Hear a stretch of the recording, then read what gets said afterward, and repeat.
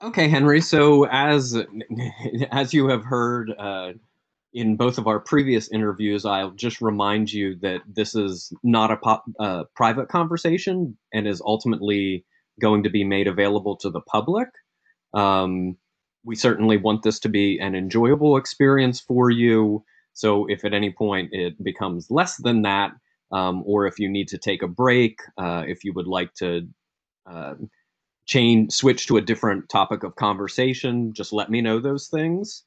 Um, and again, my role in the conversation is hopefully to talk as little as possible and to really allow you the space to tell your story. But rest assured that I am completely tuned in, paying attention, um, and hopefully providing a platform for you to recount your story.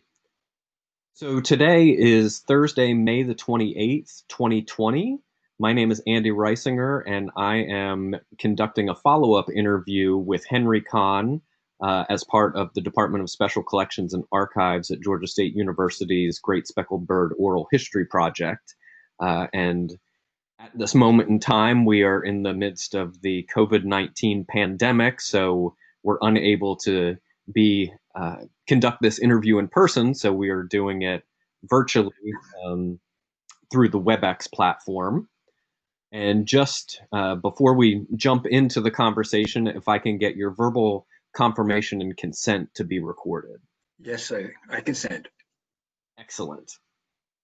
So we've had two previous conversation and have covered a lot of ground, particularly your family's background, your youth and schooling, uh, your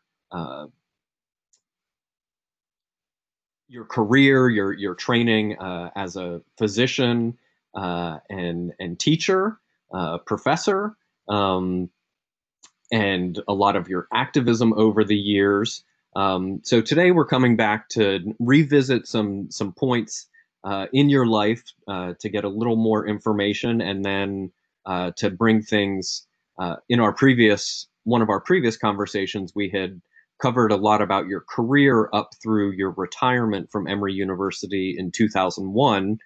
So we'd also like to pick up there and cover your life in those intervening almost 20 years. So the first thing I wanted to revisit is, so you came to Atlanta in, was it 1973? Two. 72, uh, to join the Epidemic Intelligence Service Correct. as part of the what is now the Centers for Disease Control and Prevention. And I wanted to ask you, when you arrived in Atlanta, um, could you recount sort of what you thought and your impressions of the social and cultural sort of mood of the era? What did it feel like in this city, particularly somebody who had grown up in New York and attended school uh, in Massachusetts and lived in New York City? Um, Sort of, what were your impressions of Atlanta when you got here? Thanks, Andy. That's a very good entree because um, the topic which we share, is the great speckled bird, has a lot to do with my initial impressions of Atlanta. I arrived in Atlanta in the last week of June 1972 with a clear view that I would only be staying 2 years. That was my obligation to the Public Health Service. And I had a rather provincial or anti-provincial view of what Atlanta offered. I was moving here from the west side of Manhattan with the tremendous amount of sophistication and range of cultural opportunities. I didn't see those on the street in Atlanta or hardly anywhere else. I knew there was Stone Mountain, which terrified me because of its homage to the Confederacy. I knew there was the diorama downtown. There was a small stadium, which was a brand new deal. It's now gone or largely greatly changed. Um, And I knew I would stay here because it was better than going to Vietnam as a commissioned officer in the medical corps for the Army. So it was something I wanted to do. I wanted to work for the CDC. The cultural issue that struck Mickey and me, I'm reminding our listeners, Mickey is my wife. We were married then and still are. She's here in the house as we speak. Our first cultural devastation point was there weren't any interesting restaurants.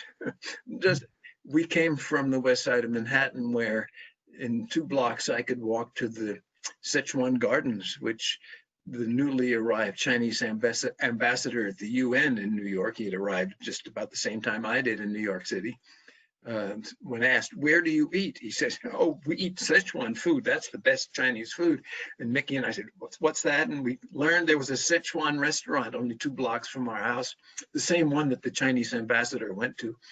And it was wonderful. We had never realized that Chinese food was anything other than chop suey. But we loved it in New York. We got to Atlanta. There were no Chinese restaurants, none that we could find except for Tong's Takeout, which was about 2 miles away, and it was dreadful. It wasn't very good. Things have changed a great deal now, and we'd like to imagine that we brought the culture here, but it's not true, of course. It was a fairly quiet, large city then, and now it's a bustling large city. What changed for us in our attitude was the ability to become connected to the great speckled bird community. It was good fortune, but not exactly unplanned good fortune. We sought advice. We chatted with people who were connected to the civil rights movement and its memory. And they said, oh, here's who you need to talk to. And we discussed that before. Sue Thrasher and the Coffins became close friends. And because of the bird, we felt rapidly comfortable here. And at the same time, because I connected with Grady Hospital, it wasn't hard to find a medical mission for myself, an opportunity to practice medicine for underserved people, which is what I had done in Boston and New York. So that was great. It turned out to be easier than we thought. When we decided that I would accept the Grady Hospital faculty opportunity at the end of my 2 years with the CDC, the only difficult point for us was, what'll we do for a house?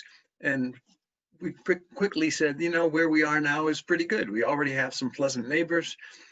We think this neighborhood is very convenient, halfway between Grady Hospital and the Emory campus. Let's just stay here, save a lot of trouble. We made a commitment to do some small renovations in the house, and it is the same house that we lived in 48 years ago. I'm happy with that. We bought it rather than rent it, and that's fine. But let me catch up then. After leaving CDC, became an Emory faculty member. I didn't really know much about the life of a faculty member. There were no top-level academics in my family. I had to learn what it was like to be a teacher in a major private university. It had not been my expectation. And the teaching was enjoyable. I got teaching assignments, but after a while, the profit-oriented pressures at Emory University, I say profit, they call it revenue maximization, but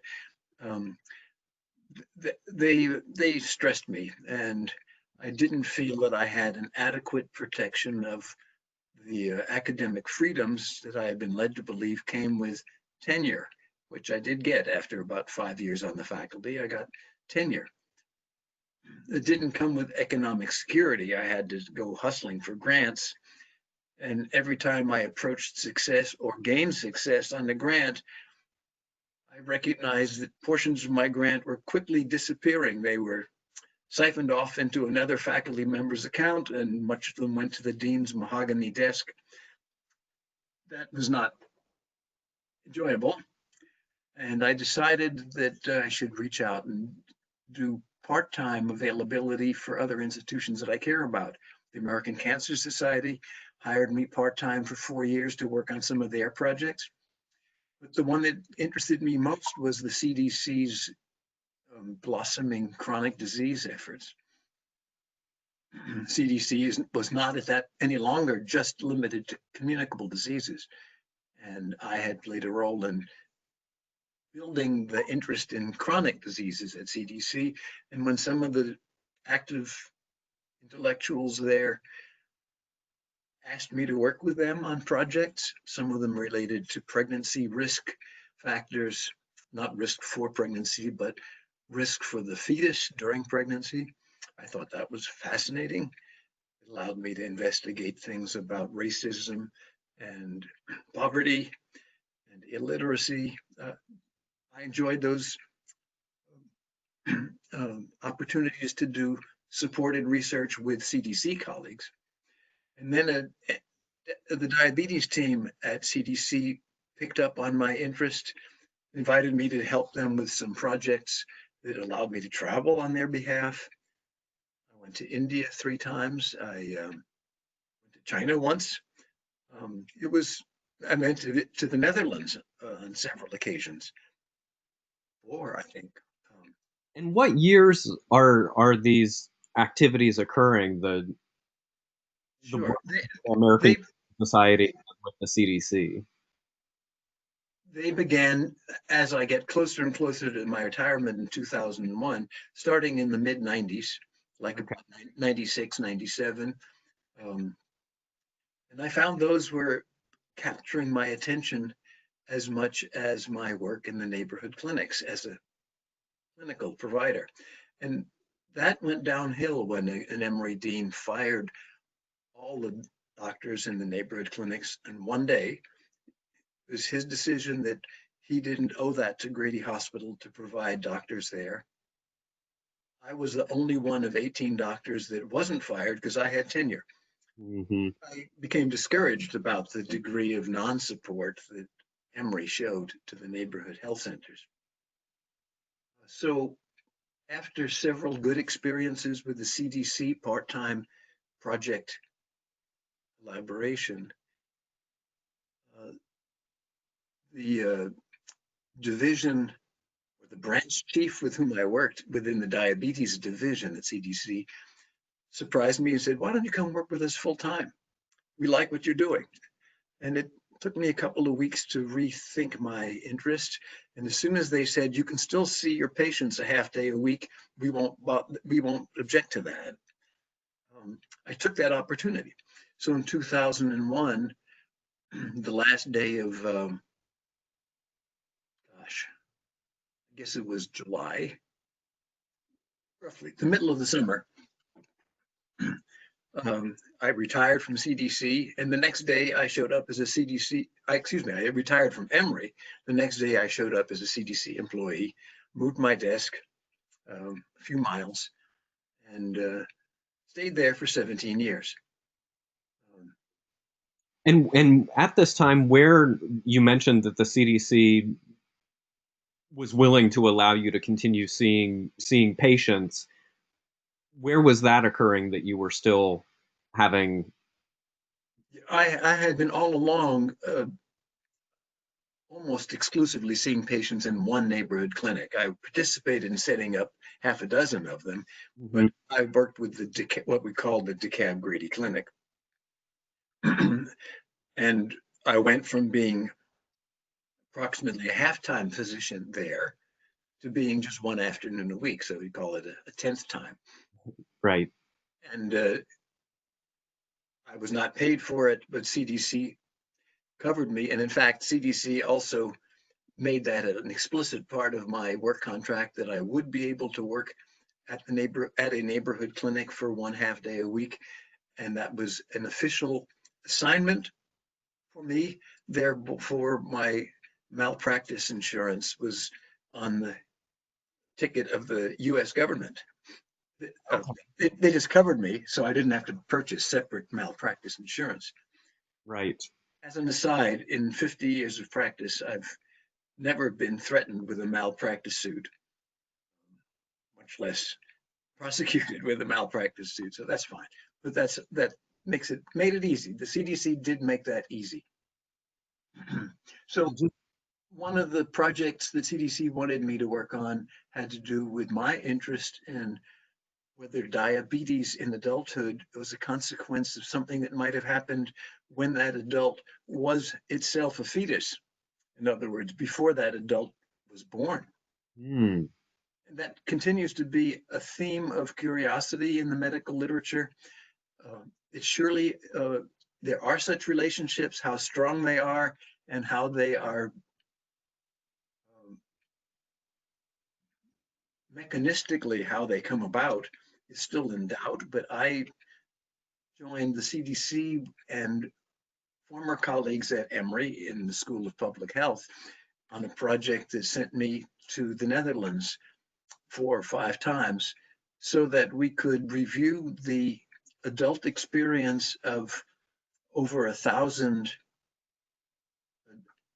Dutch older people, older middle-aged adults, who were gestated during the Dutch famine of 1944, a period when mothers and everybody in the Netherlands near the end of World War II were subjected to terrible food restrictions by the occupying Nazi forces. Mm. And what was interesting about that dreadful history element was that that famine lasted only exactly 24 weeks. The German forces declared the date when it began, and they declared the date when it ended. They were forced out by the incoming Allied troops. And Allied troops came with food. So there was sharp limits at the beginning and end of that famine, which made it easy to study who was exposed to the famine and at what point in the pregnancy or the childhood that famine existed. So I was not the principal investigator, but I was the only experienced internal medicine physician on this team. Other people had set up a cohort, a group of people who were at that point about 59 years old, who had at some point in their past been exposed to the famine.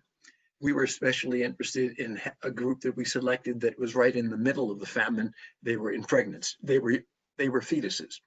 And we compared their experience and their outcomes to a group that was selected because they were a few months older or a few months younger and were not in utero during the famine period. And we brought these people into a clinic and I supervised their medical evaluation, which included a lot of exotic tests about their diabetes. And we discovered in that group, no surprise, that close to 10%, these people were 59 years old on average, close to 10% had diabetes. Many of those people didn't even know it, but they did have it. And we only established a weak connection to their being in utero during the famine. But we learned lots of other things about people's diabetes and what it was connected to about their body shape, their body weight, their exercise patterns, a little bit about their diet, and specifically about their fingerprints. It's a theory that I had been developing because fingerprints are established by the middle of pregnancy. By the 19th week of mother's pregnancy, the baby's fingerprints are already formed and they don't change until they wear out, which happens with some people who are hardworking stonemasons and laundry workers and stuff. Their fingerprints eventually wear down, but other than that, the fingerprint pattern is still the same for an entire lifetime. And so I published several papers actually on the fingerprint patterns that were associated with the likelihood of becoming diabetic. It actually didn't have much to do with the period of the famine, but through this combined sample of people who were fetuses during the famine or just before or just after the famine, we showed the fingerprint pattern that continues to interest me, but not many other people have taken up the idea as a way to identify with confidence that there was something going on in the very early fetal period that can be associated with diabetes 50 years later. Fascinating. Yeah. So that I published several papers on that, and I really enjoyed the intellectual um, collaboration that led to those papers and the um, opportunity to think clearly and scientifically. Um, that another topic that I resurrected during that period was my interest in the body mass index, which, of yes, was connected to being a diabetic patient. People who were diabetes patients had higher body mass indices, but not uniformly so. It turns out that the real issue is not your total body weight adjusted for the size of your body, but rather how much fat you have inside your belly. Fat accumulated other places, especially in the legs and thighs, is not metabolically bad. We demonstrated that. Other people have demonstrated that.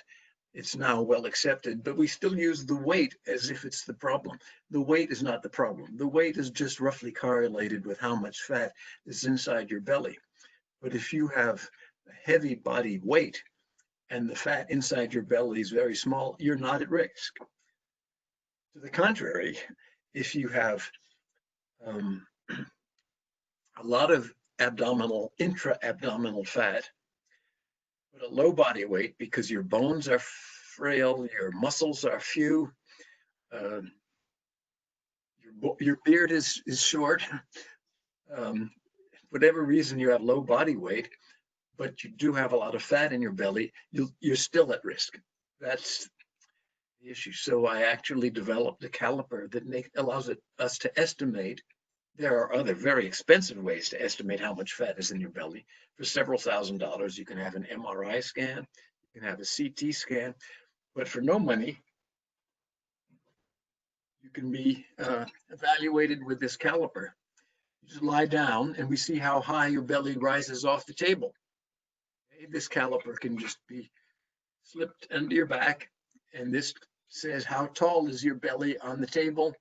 And we can read here on the scale of the caliper how many centimeters off the table your belly rises.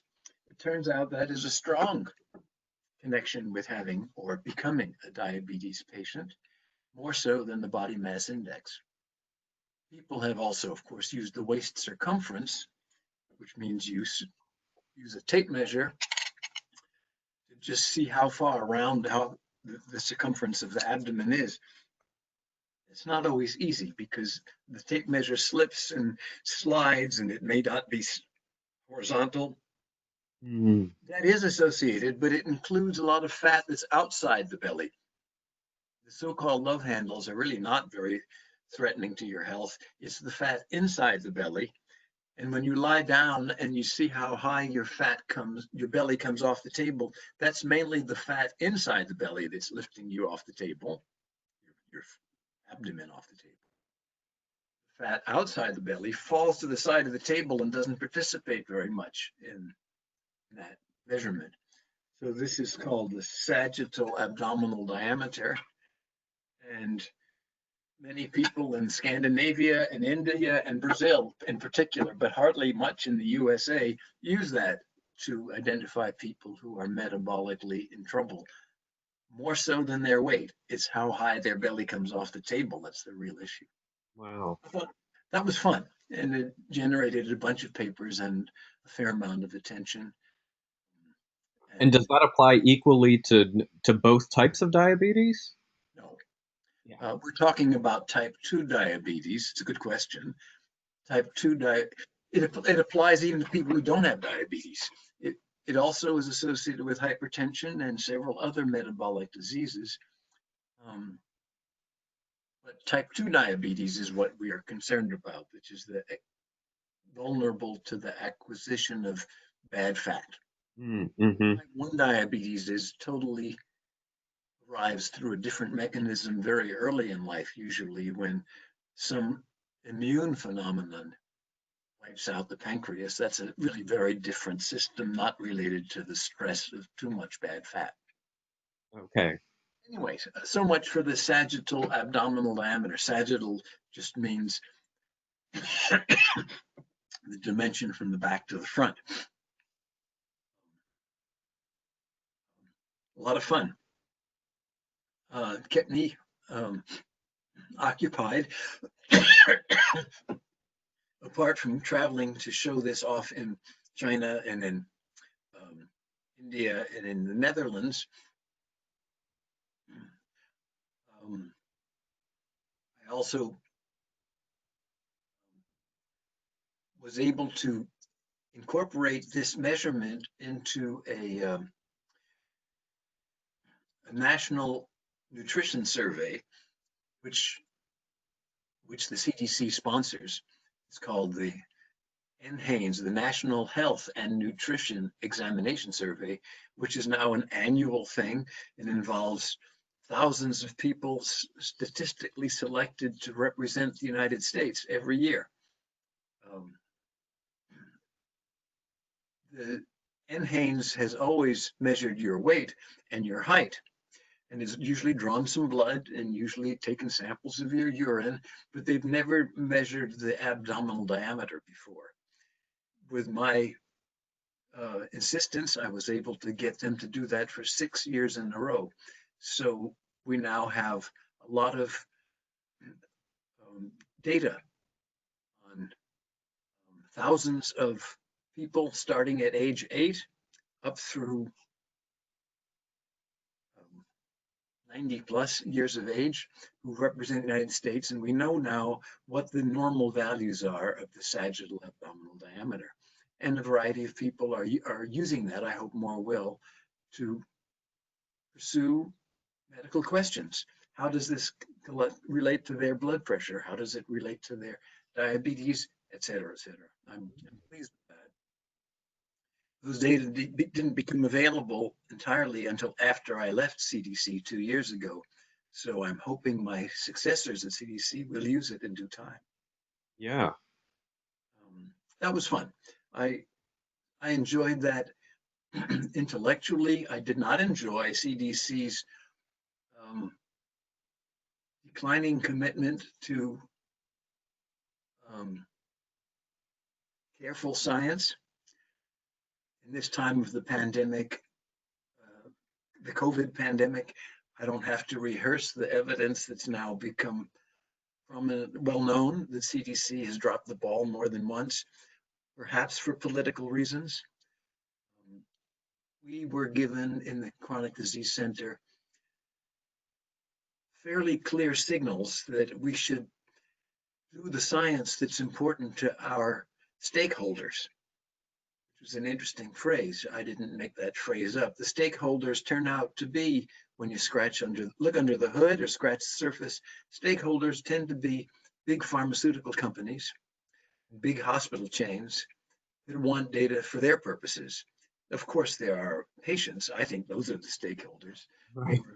People who aren't yet sick, I think they're the stakeholders, but that's too mushy for the political leaders who became prominent during the George W. Bush years when I was at CDC.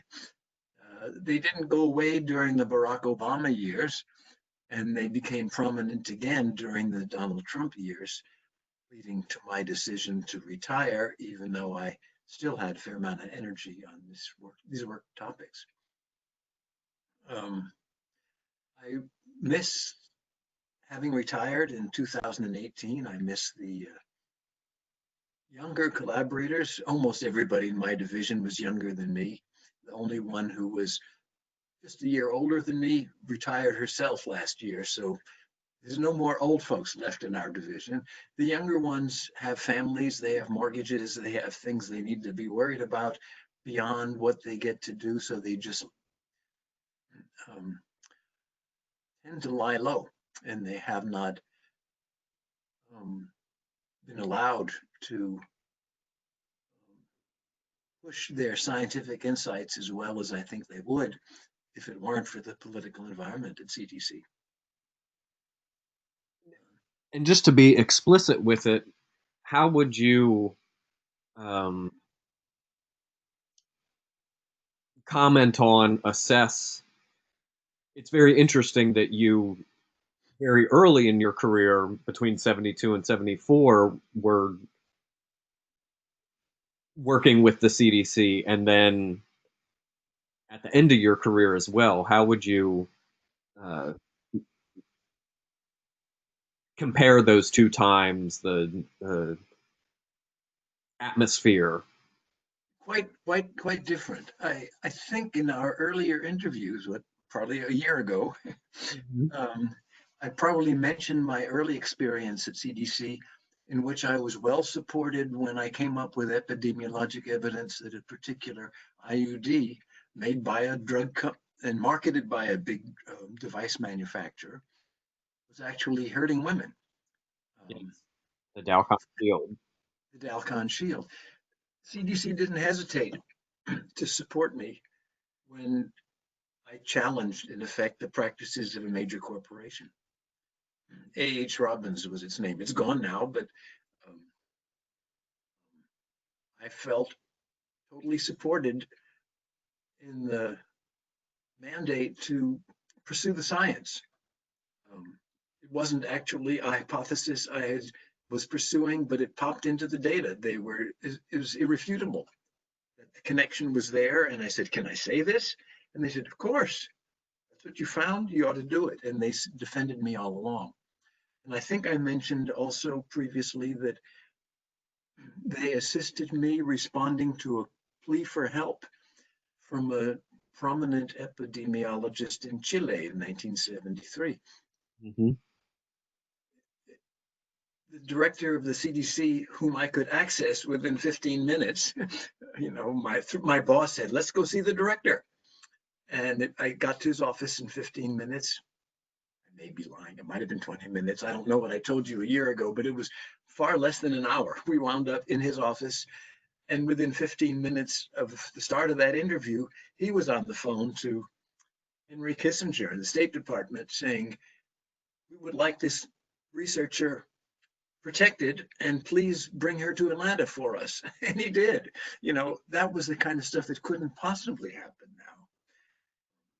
Right. I It was smaller, but it was vibrant. It was courageous, um, and I don't see any of that there now. So that's a good question. How do I compare that interval of 27 years when I first came in and then when I later returned to CDC? Things are very different. There were technical differences. When I was there in the 70s, hardly anybody was using computerized data.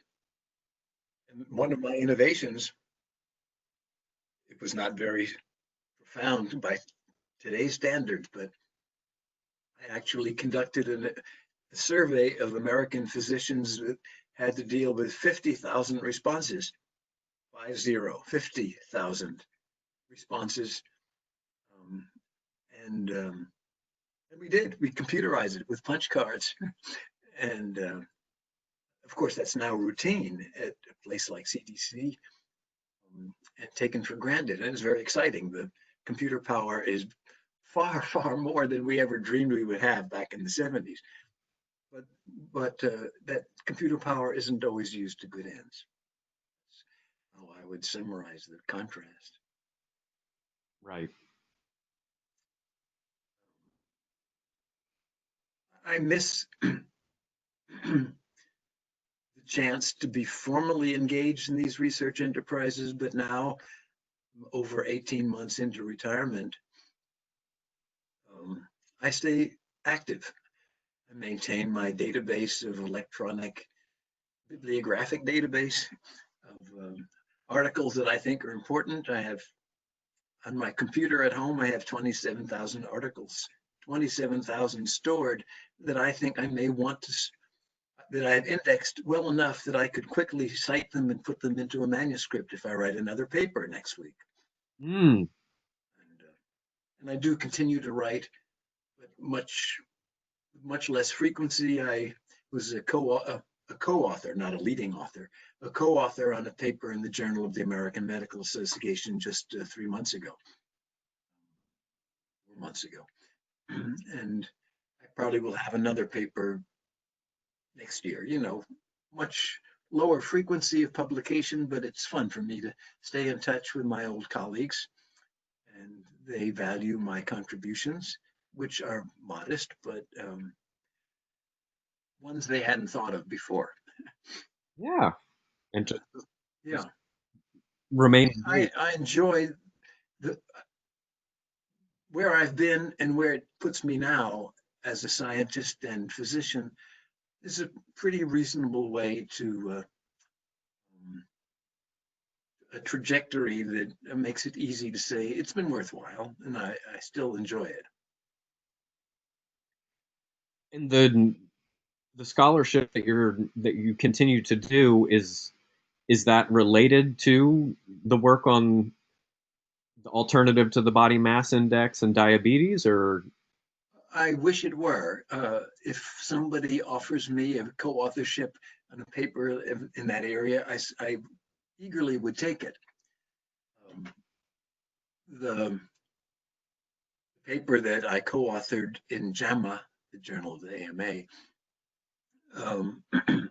was more about ambiguities in race ethnic identification of people when we use the National Health and Nutrition Examination Survey to estimate the prevalence of diabetes.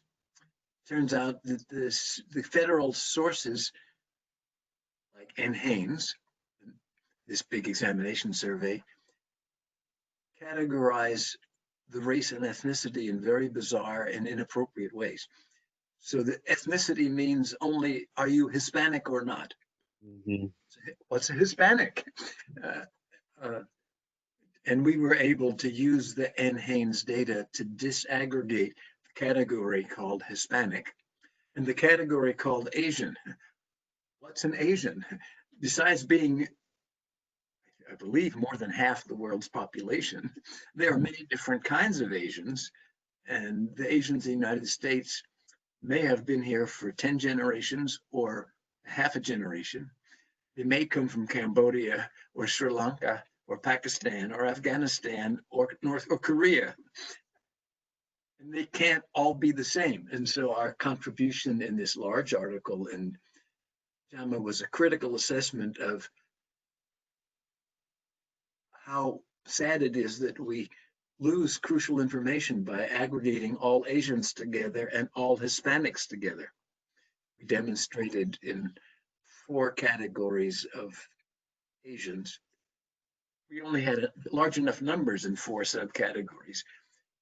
We were aware of dozens of subcategories of Asians, but we had 4 subcategories, and their experience with diabetes was very different. The risk of being a diabetes patient from South Asia compared to East Asia, meaning Korea, Japan, and China.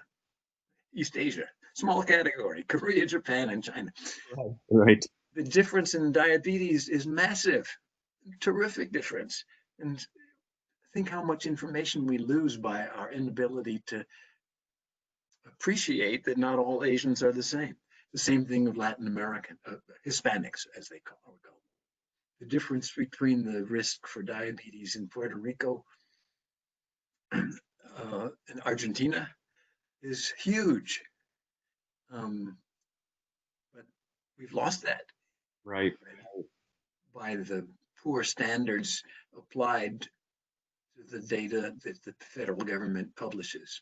We've attempted, I and others, to impose, to request, I won't say looseness, I didn't mean that, more scientific use of the term race, which is really not scientific at all, and better uses of ethnicity, which is poorly defined, but we have not gotten acceptance in the current CDC. Mm-hmm. Surprise, yeah. Yeah, I'd love to continue writing, but my I no longer am able to command the resources that I could command at CDC for getting access to their computers and the large data sets which they have framed well, and the statisticians that come with it who can advise me on things that I'm not sufficiently well informed to know how to do. So in the past, I was able to organize and structure the investigations, but I called on wonderful junior colleagues or some senior colleagues to help me with the statistical testing and the data formulation, framing that would be the most efficient way to examine it. Since I can't command those resources anymore, I barely could before, but now I can't at all. My role as an investigator is to be a good writer and a good editor. Not a small And a skill. critical thinker. Yeah, but at least I could help organize the paper and the points we're trying to make. I think I'll do that. I will taper down. It's okay. It's nice to just continue. I read the literature virtually every day and scan the journals that interest me and keep track of, ask me next year. And I might have 28,000 references instead of 27,000. But let me tell you some about what I enjoy now doing that I can do more, could do more compared to when I was fully employed person. Mm-hmm. I really appreciate more than ever what music has added to my life. Not everybody wants to be musical. I grew up singing. My father enjoyed singing. He wasn't a professional singer by any means, but he knew tunes and he liked to hum them and sing them if it was going to bed, if it was riding in the car, we would do that sort of thing. I sang in the school chorus. I sang in university chorus, even in medical school. Briefly, I sang for 1 year in a medical school chorus. And I've played musical instruments. I long ago gave up my clarinet, saxophone, but in my 50s, shortly before I left CDC, I decided to learn how to play the trombone. I liked the sound. I liked the kind of whimsical nuances you could introduce with a trombone slide that you couldn't do well with a clarinet or a saxophone. Mm. I liked that the trombone reflected my voice range more than the clarinet does. So I started playing trombone and have played since 1999 in the Seed and Feed Marching Abdominal. Did I mention that in I don't think that you have. Before we get there, just to clarify, did you study clarinet and saxophone like in elementary, middle, high school? Is that high school? okay? Yeah, and I was, I wasn't bad for a high school musician, but I wasn't top flight by any means. I was good enough to play in the Mid-Hudson Valley Philharmonic, as the youngest volunteer in the Mid-Hudson Valley Philharmonic, whatever that's worth. And in my first year of college, I played in a swing band. I played saxophone there. It was fun, but it interfered with my studies, and I let it slide. Mm-hmm. Didn't use it hardly at all, except in my second or third year in Atlanta. I played briefly with a street band, but we were a political band. We were called Jimmy and the Trilaterals. And it was a pun on President Carter and his international policies. And we played more than once on the stage in Little 5 Points, sort of like guerrilla theater with music. Uh-huh. But that was not fine music. It was pretty outrageous political expression, and it was fun. I enjoyed it. But later I picked up the trombone and the Seed and Feed, which some of our listeners may recall and know as a 45-year fixture in the Inman Park Little 5 Points community. They allowed me to play with them even though I wasn't very good. I got better out of their mission to tag along with them until I could really hold my own. And were they providing you instruction, or were you taking lessons? I did take lessons from, be pleased to know, a Georgia State graduate uh, who's now also on the faculty at Georgia State in trombone performance. Oh, Um, he was very tolerant of an old man wanting to pick up the trombone, and he helped me a lot. And then I just went on in my own. And that has been fun for me, but we have to remember we've now been, what is it, 2.5 months in lockdown here in Atlanta on this pandemic experience. And the seed and feed marching abominable no longer can practice. and Our explain. practice room would have been a terrible, terrible example of a disease incubator. We often had 100 people in one small room, shoulder to shoulder, practicing once a week, blowing a lot of spit through our horns. Um, it would have been a dreadful place to spread an epidemic. Yeah, and explain what the seed and feed marching abominables, what that is. Yeah, well, you have to take the S off the name. It's the Marching Abominable, Oh, singular. And it was a band that was formed in 1974. I was not part of it then. I was vaguely aware of it. It actually had been a protest band related to Seed and Feed Theater, which was a spin-off of an Emory professor who was trying to express anti-Vietnam War sentiments in the 1970s. He founded a theater in downtown Atlanta called the Seed and Feed Theater, and he had a small house band that came with it. The theater didn't survive, but the band did, and became just a volunteer fixture in the little Five Points community. And they continue now, 45 years, is that, gosh, 46 years later. They continue to practice up until this pandemic restriction.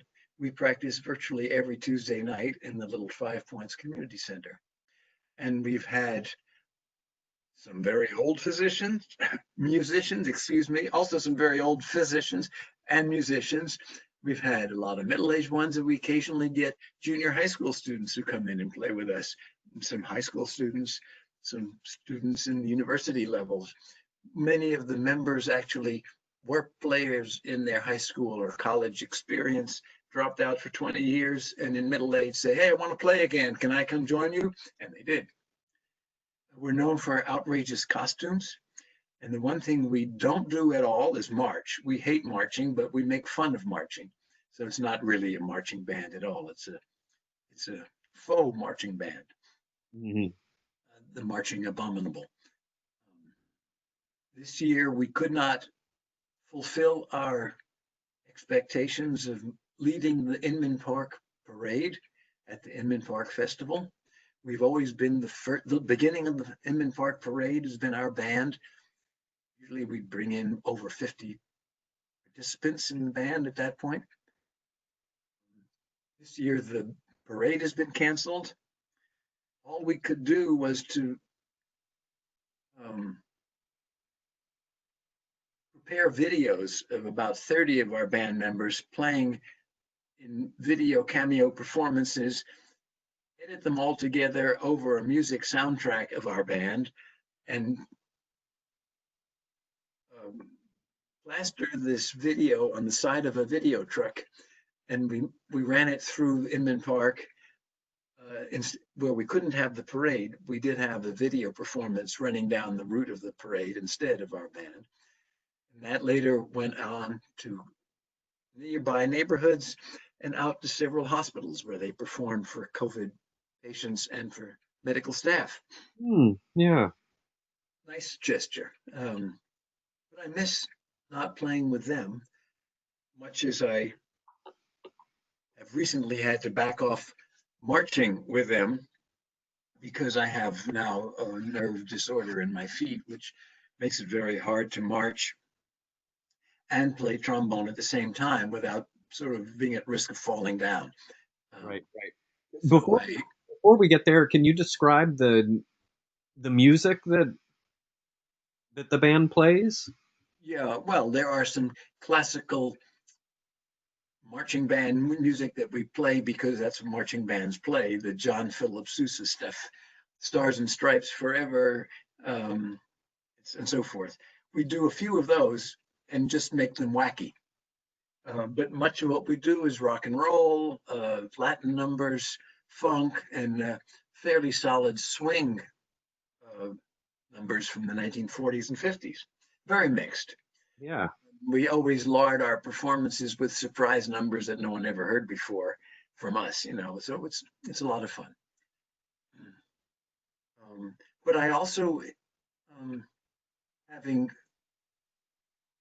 more or less mastered the trombone, hardly mastered, having become an enthusiastic trombone player, I tried joining Mickey playing Renaissance music. She, you may recall, Mickey's my wife, is a very good recorder player. She continues to take lessons right up to the present. And she has played for years with the Emory Early Music Ensemble. And that's been very important and enjoyable to her. I tried joining the ensemble with my trombone, which is not a Renaissance instrument.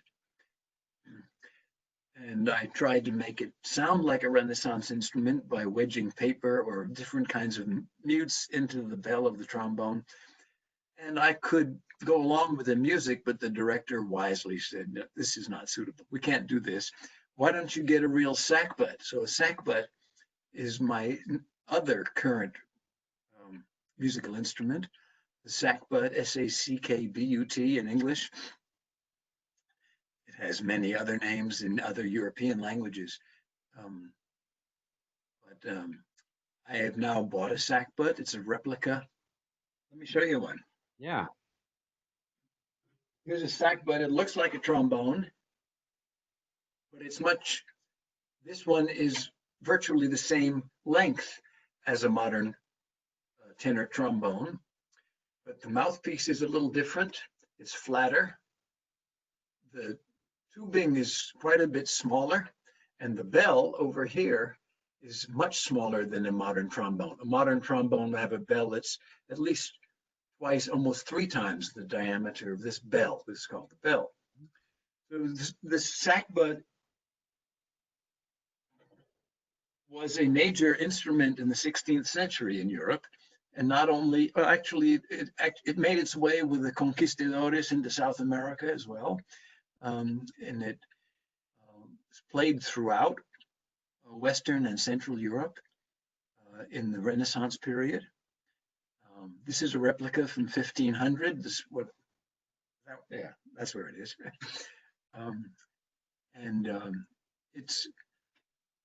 It's not as flexible as a modern trombone in terms of range of peculiar sounds you can make with it, but it's more mellow and quieter, and it makes a very nice companion to recorders and viols and other quieter Renaissance instruments. So I've been playing with the Emory Early Music Ensemble until it was booted out of Emory, I don't remember, 8 years ago, something like that. And it's now a freestanding musical group called Lauda Musicam, in praise of music, which has also been upended by the pandemic lockdown. We can no longer have our rehearsals. We also rehearse in a church basement, which was fairly crowded. We would have possibly 35 people in a small space, shoulder to shoulder, and many of them were elders, about my age, and it wouldn't be safe to continue meeting in that environment. So we've canceled our concerts. The Seed and Feed canceled a whole bunch of concerts. We would play 5 to 10 gigs a month in Atlanta. Parades, private parties, corporate affairs, weddings, bar mitzvahs, whatever. We would play them, often at no charge. Those concerts are gone. Yeah. And, Lauda Musicam just gave up we were going to have a May concert, May 2nd. Couldn't have it because of the COVID lockdown. We hope we'll resume rehearsing. I really enjoyed my weekly rehearsals with them and preparations for concerts. A lot of fun. Good challenge for my um, musical pseudo skills. I wish I could. I'm planning to continue when we come out of the other end of this pandemic, but what will that be? You tell me. As an epidemiologist, I am confident that we don't know when we're going to get out of it. Right. It will be at least 3 months away, more likely something like 2 or 3 years, I'm afraid. And that's pretty grim. Yeah, no, absolutely. Yeah. I ought to mention, and I probably failed to bring it up before, that I did involve myself, as Mickey did, in singing here. When we came to Atlanta and learned that we could find a community of progressive activists in which we felt comfortable and embraced, many of them were also singers. I mean, we knew "We Shall Overcome." We know a whole bunch of labor songs, folk songs that brought us together. And up until March, we had in our house for, I believe, about 30 years, a monthly singing group, which include many of the members we knew from the Bird back then. Yeah. Still came to our house on the second Friday of every month to sing together. We did it stimulated to the need to support a wonderful old woman in the Atlanta progressive community named Nanny Washburn. I probably didn't mention her before, but she was a wonderful example of how to grow old. She was a lot older than me. She became my medical patient when I began taking care of Grady patients. When she became quite old and infirm, we sang together at her bedside in her house regularly. And she would say, "Put down these bed rails. I want to get up and sing Solidarity Forever," or "I want to sing We Shall Overcome." And we put down the bed rails and helped her to stand up and sing with us. It was wonderful. And how many people were there singing? The group has a mailing list of about 25 or 30 people, but sometimes only 6 or 10 or 12 would show up. And at her house, it might have been 6 or 10 or 12 who would show up to sing with her. She died at age 96 after a surprisingly long life for a woman who was illiterate for all of her young adult life, but decided she needed to learn to read, even though she was just a spinner girl in a textile mill. She learned to read as a young adult at the feet of her teacher, who was Angelo Herndon.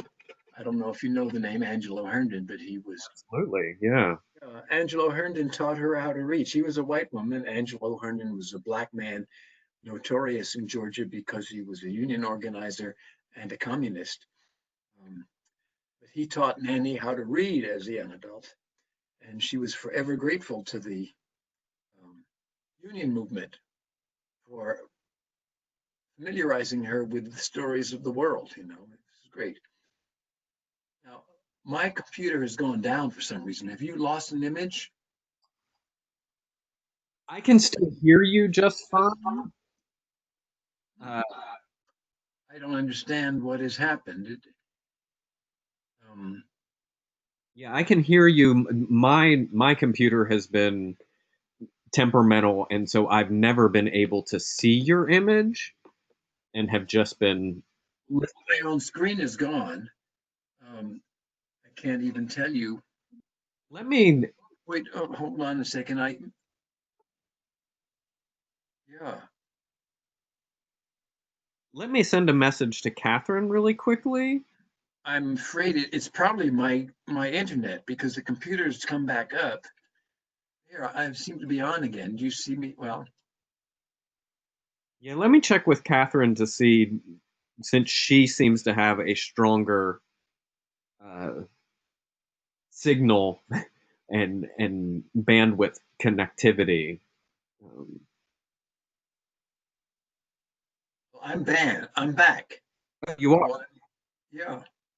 Okay, and I think that it should be fine because I can still hear you, so certainly the connection. There will be some editing required, but I was just saying that Nanny Washburn was sort of the anchor of our singing group, even though she was very infirm in her final years. And Um, what around what years would that have been? from about 1985 to her death, which was 1996. Okay. I recall because she was born in 1900 and she died at the age of 96. Um, Fascinating.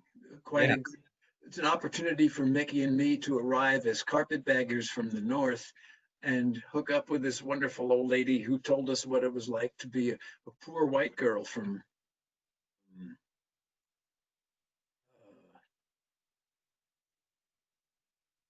trying to think, Villa Rica, I think is where she came from, Villa Rica, Georgia, or Dallas, Georgia, well, out there toward the west where she worked in a mill. Yeah. She only went to school through 7 years of age, ended school at age 7. But became literate and a wonderful singer and an inspiration to many other union members. So we had a good time with her, and the group continued right up until February. We could not have our March second Friday singing because of the COVID lockdown, and we still miss it. It's a Sir. good opportunity to socialize with our friends for so many years and sing together. And were those sing-alongs just just in your house and as a social activity and an enjoyable uh, activity with each other, or did you all perform over the years as well? No, we really had no formal performance.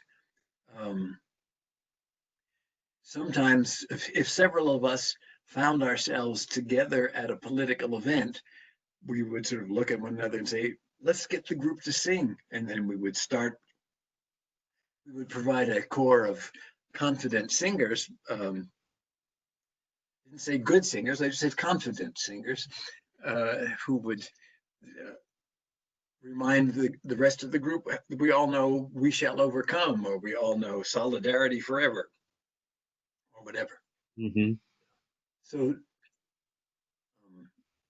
those weren't formal performances. Those were just ad hoc. Hey, let's sing.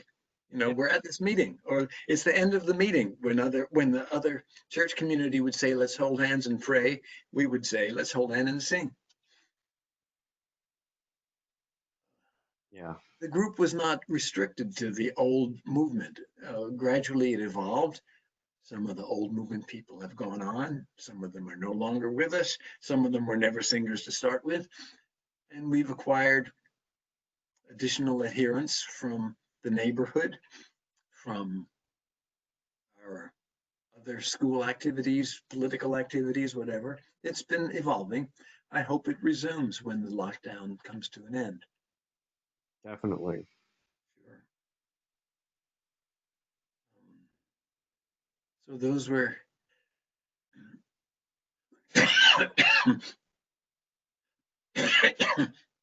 how the elements of my earlier life have perpetuated themselves into my retirement. I, besides ending my or interrupting my musical participation, the COVID lockdown has ended or suspended contact in person with my family. Um, I would have, in the last 3 months or 4 months, probably made at least one, if not two, trips to visit my sons and their families, their circles in New York or in Seattle. Can't do it now. Mickey and I traveled out in early February to visit Seattle. And I'm glad we did and got to play with our grandson, help them move into their new house in Seattle. But now they're on lockdown at home in their new house in Seattle. We're on lockdown here. Were it not for video chats, we wouldn't see them. We'll Right. do that with each of them at least once a week, and that's rewarding, but it's not enough.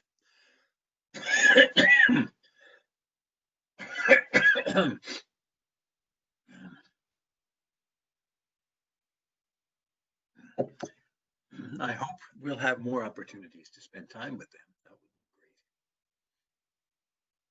great. Yes, we're all eagerly anticipating when that day might come. In fact, I have to comment, as I have for I'm happy that friends of all ages have contacted Mickey and me to ask how we're doing, a stability check. Forgive the phone, I'm not paying attention. It's a phone we don't really use. People have called to check in on us. In a few cases, people have volunteered to deliver groceries for us. We have never needed much. We might have been just out of, oh, I wish we had a few more onions or whatever, but we're doing fine in that respect. But we have very little in the way of face-to-face contact with anybody else, other than by video chat. Mm-hmm. I'm frequently out in my front yard garden, and when people walk by, strangers or people we know, while in the garden, I'm at least 10 feet away from where they are, more often 15 or 20 feet away, and there's a gentle breeze going. I don't feel we're jeopardizing our health by chatting across that 10 or 15 or 20 feet distance. And they ask after the garden, and I invite many of them to come back and help themselves because we have more vegetables in my two little front yard plots than we can possibly eat at this time of year. Yeah. That's enjoyable. And it serves some of my social needs, Mm-hmm. but not. It's not the same as deep contact and connection. It's nice.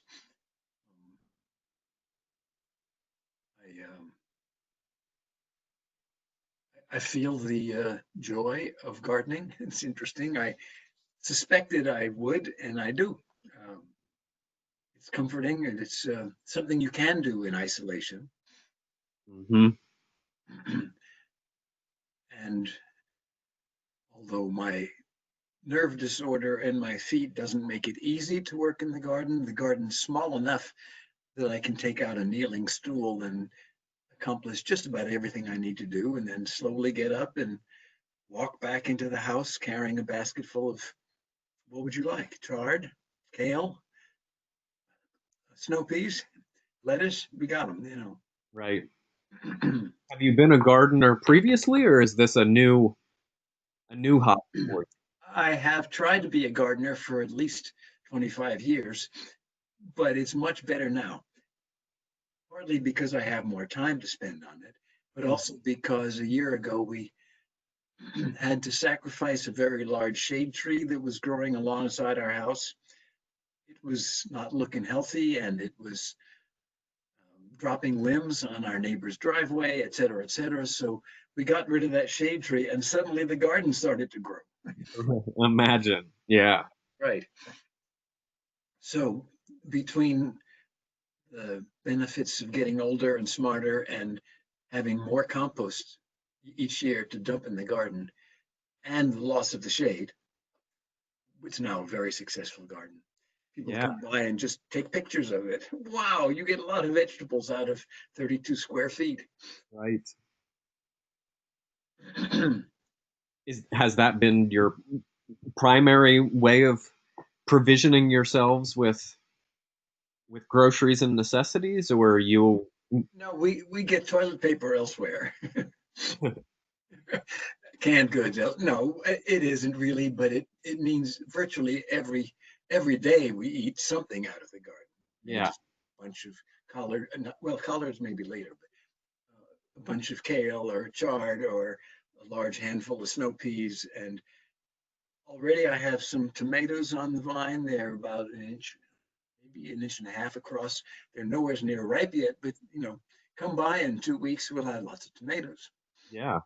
Yeah.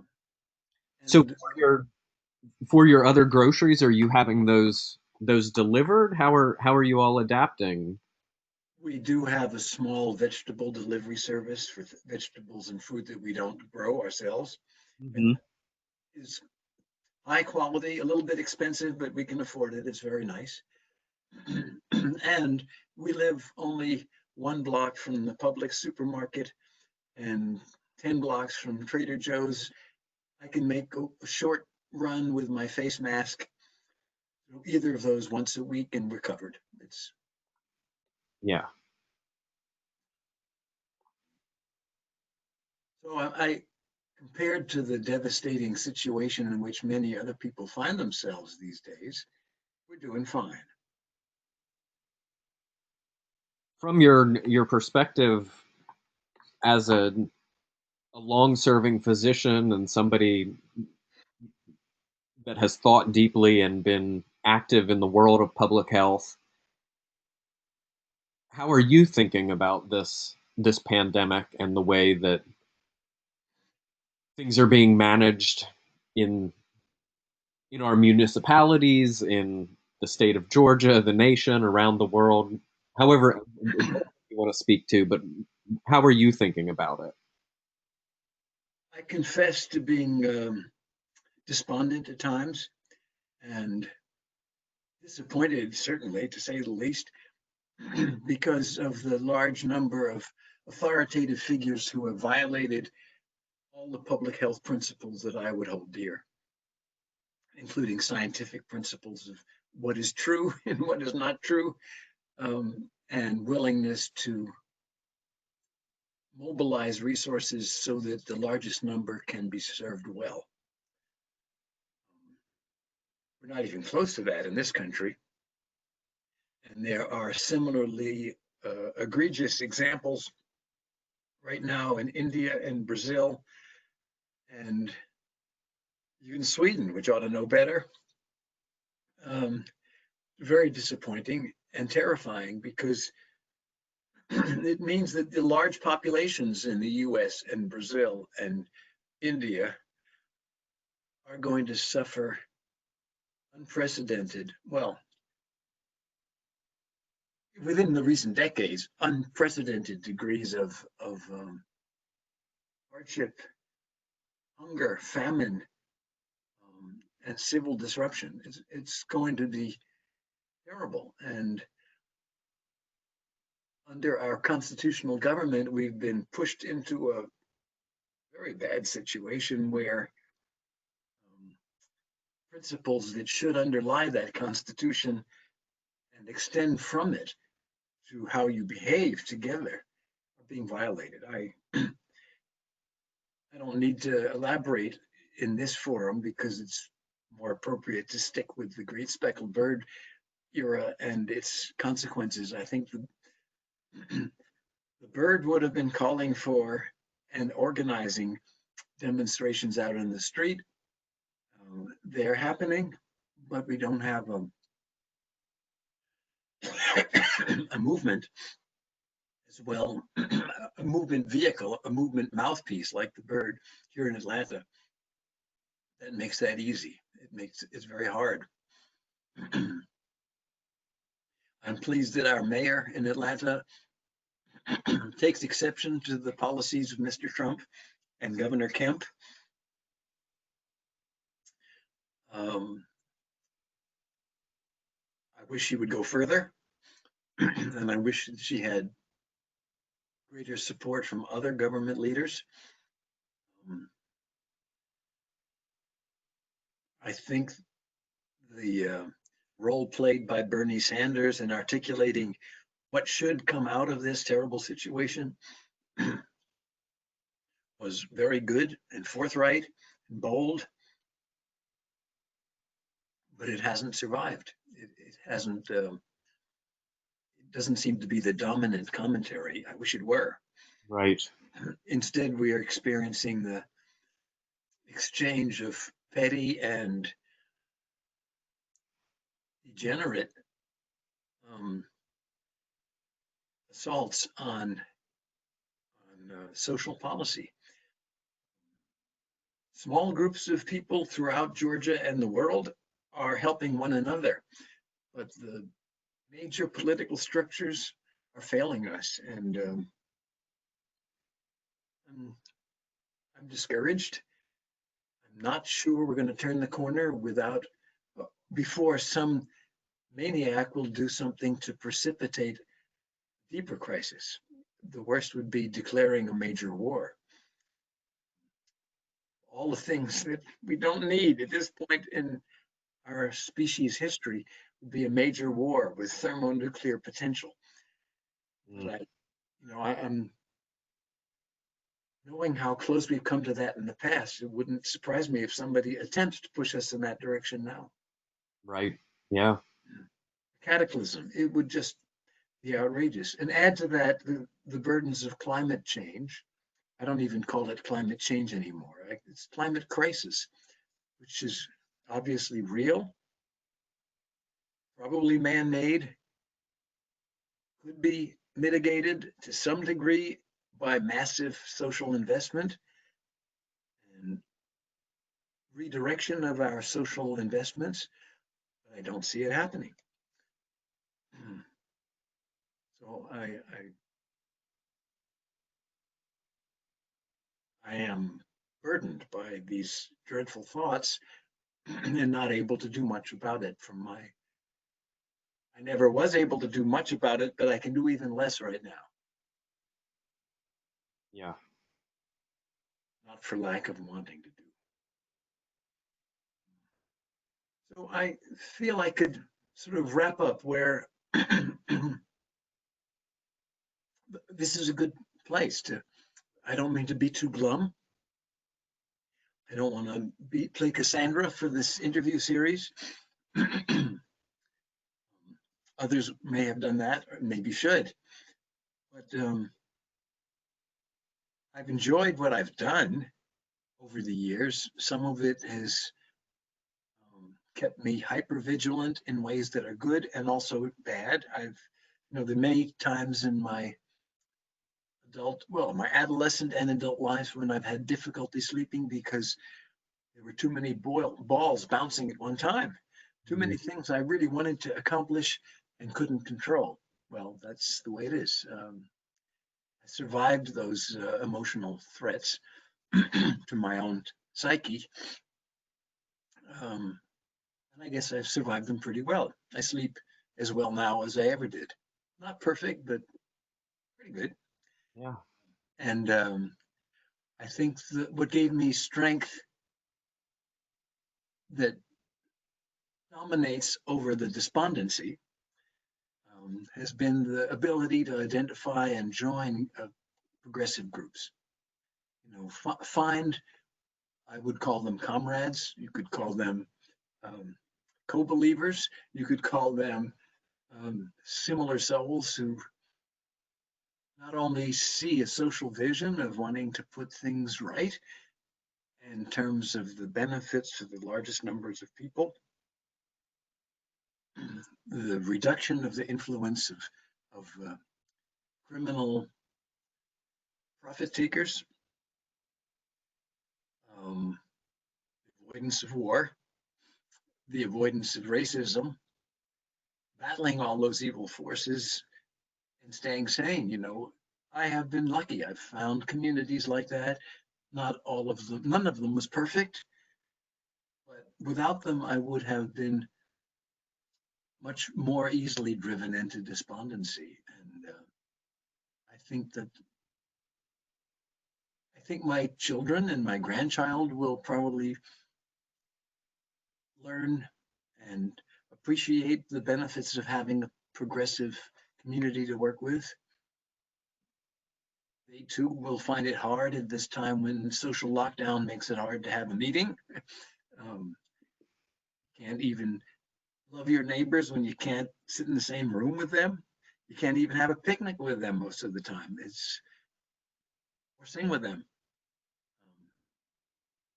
But they will appreciate that model, and I feel it's a good model, and I would recommend it to the next generation. Generations, plural. Yeah. It makes it easy to preserve confidence in our species. You know, we can be a social species. We sometimes behave as if we're not, but we can be. And coming to Atlanta and finding the great speckled bird as possibly the central funnel that collected the energy I felt and other people felt in the 1970s, 70s, was really worthwhile. If you had asked me in 72, where would you be in 5 years? I would have said, I don't know. Well, now that I'm out of my obligation to serve my country, I'll finish residency somewhere and we'll find a place that takes us in. Mickey and I pondered a job offer from Crystal City, Texas, a community that then had 70% Chicanos and a few Native Americans. And they were looking for a radical doctor to be the community doctor in Crystal City, Texas.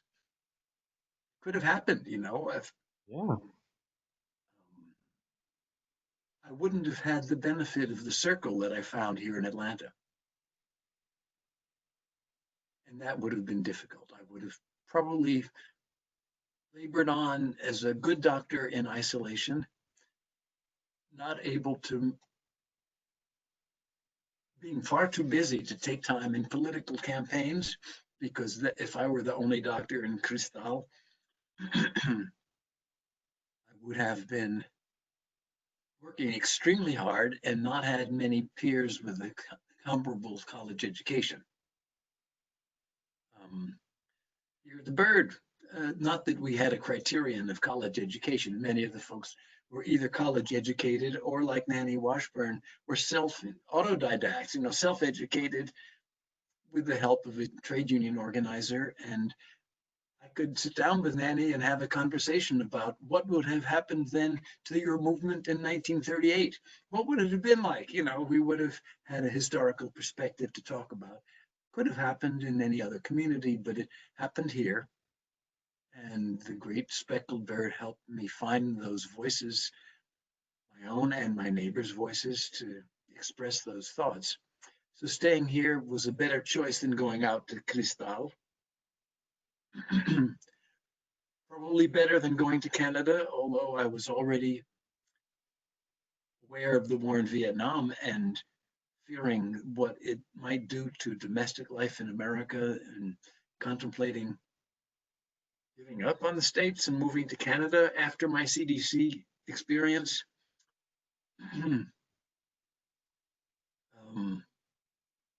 But I didn't, because the bird helped me stay here and work on the homegrown struggle. I wasn't totally a carpetbagger because I had had previous life experience as a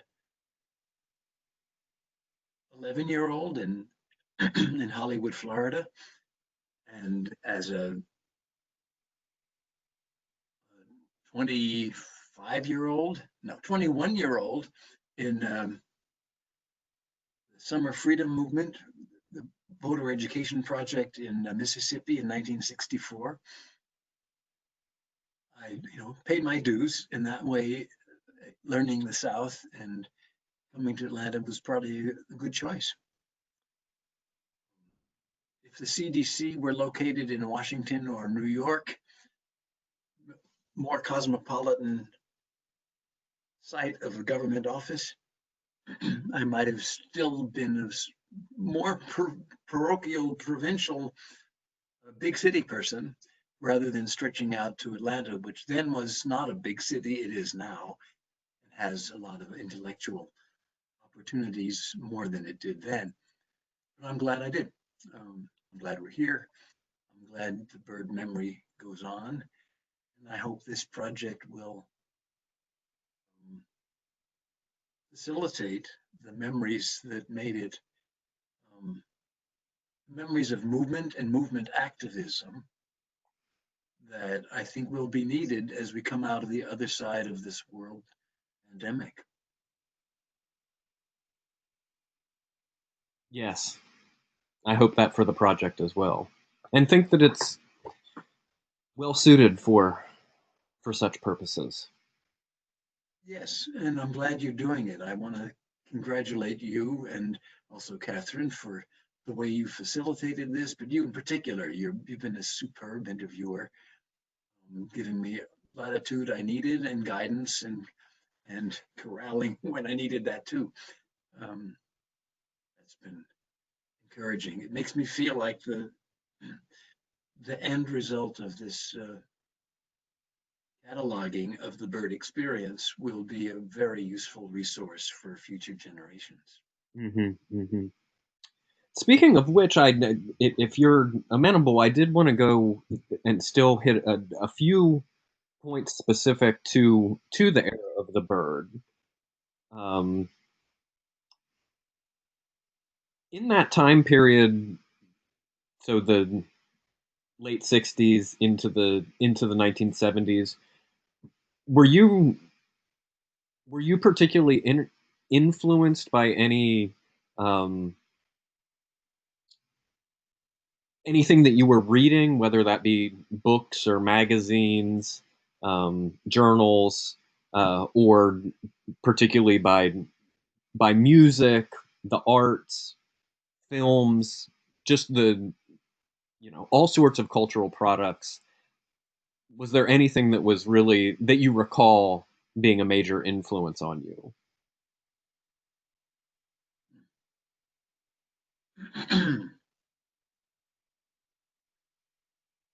Well, I have never been an intense, broad reader of many genres and art forms. I don't mean just books. I mean follower of many art forms. I It's hard to say. What comes to mind, and it's consistent with the recent few minutes I spent talking about music, was the influence of Pete Seeger. Mm-hmm. Or the Weavers, which is the group with which he was among many, but most successfully identified, the Weavers. They were known to my high school experience, and Pete Seeger personally was known to me in childhood. I mean, he lived in Beacon, New York, which is only about 20 miles from where I was born. And he was a friend of my father's. And had I mentioned this before? Possibly not. Oh, I did. I think yes. But apart from his friendship with my father was real, but it wasn't profound. It was not the subject. Didn't have the substance of a daily connection or anything. But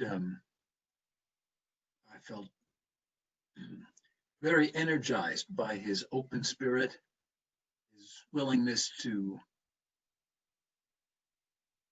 find a musical vocabulary and word vocabulary to put the finger on the bad guys without seeming to be just nasty and mean and unnecessarily ugly. He never was that. He was always warm and pleasant and projected a style to which I would aspire. It'd be nice if I could also play the banjo like that, but that's off the point. I mean, he really represented the values of solidarity and harmony in all the senses of that word that I still think we need. I miss him.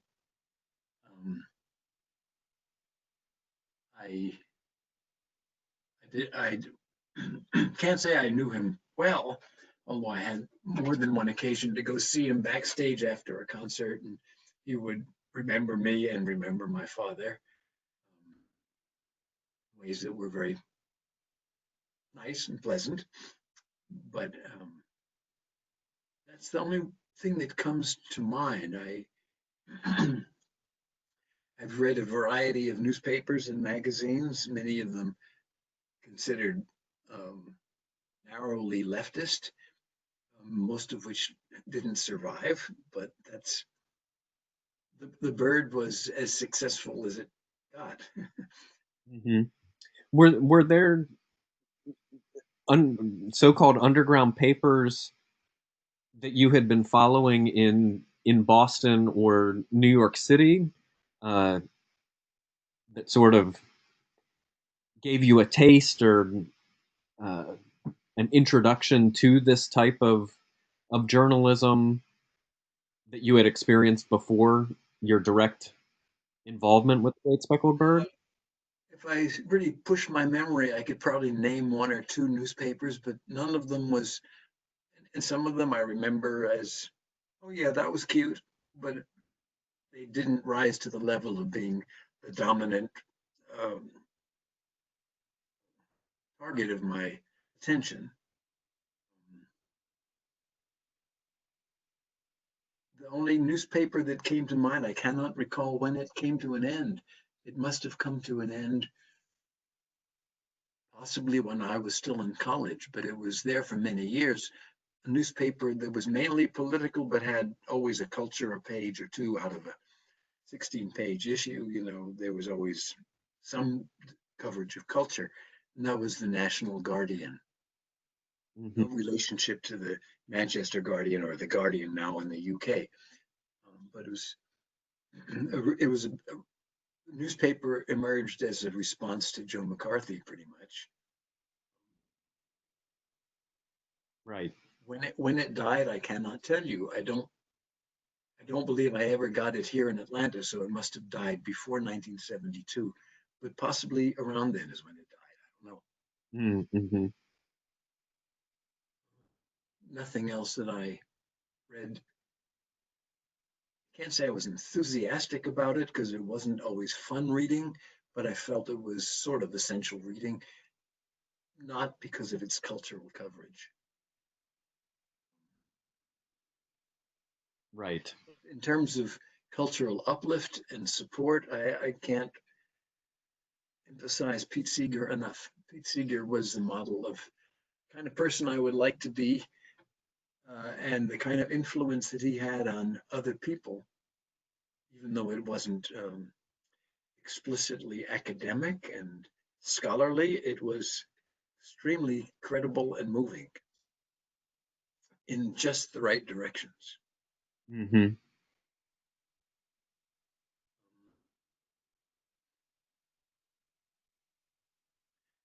I could say similar things about less long-lived, short-lived movement groups that, like the Freedom Singers. The Freedom Singers were briefly prominent from Albany, Georgia, and I heard them on tour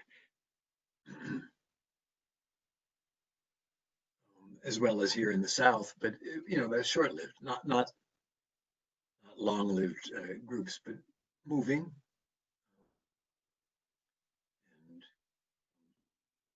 and energizing in ways that I will not forget.